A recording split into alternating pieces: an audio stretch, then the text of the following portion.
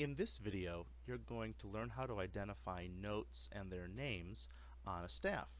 Now the staff is what you see before you. It's 5 lines and 4 spaces. These two staves together make up one grand staff. This is what we use to notate what we call Western music. Okay. Now, clefs assign notes to those lines and spaces on the staff. We're going to learn about 2 of those today, the treble clef and the bass clef. Notes on the treble clef are higher than the notes on the bass clef. Okay, and speaking of which, I like to think of the staves as like a ladder. As you climb up the staff, you get higher, and as you climb down the staff, the notes sound lower. Okay, now what we're working with here is a musical alphabet that starts at A and ends at G. So we're not using H, I, J, K, etc. We're just using the letters A through G. Okay.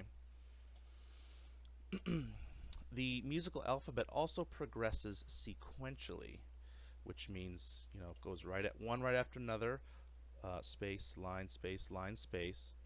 And when we get to G, it just starts over again back at A. So if you look at the treble clef here, we're going to start on D, then you go up to the next line E, to the space F, G, A, B, C, D, etc. This works if you're going down the staff as well. So if you look at the bass clef here, we have A, then back to G, we reset, F, E, D, C, B, A, reset to G, and so on and so forth. Now, there are a few tricks to remembering the lines and the spaces. On the treble clef, if you start with the space F, you'll notice that the spaces spell face. F-A-C-E. Space, face.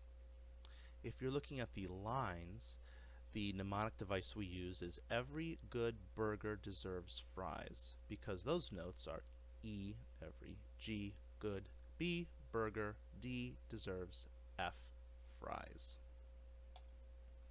For the bass clef, if you're looking at the space, we use all cows eat grass, A-C-E-G. And for the lines, good burgers deserve fries always, G-B-D-F-A.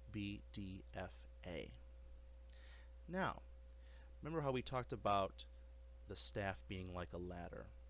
If you happen to find yourself in a situation where you can't remember these mnemonic devices, try to remember where to find A, the beginning of the alphabet.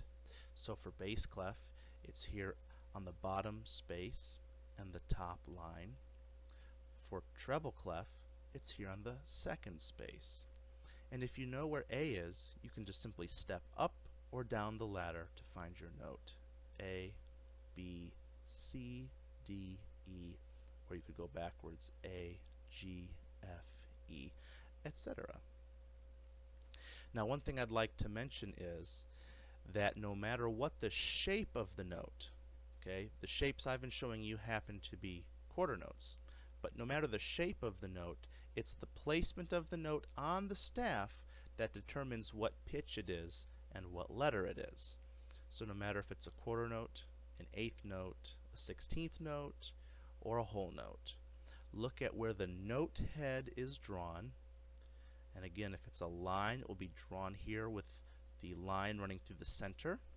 If it's a space, it will be drawn on a space, no matter what the note shape is. It's important to be able to separate the note shape from the pitch so that you can determine both pitch and rhythm.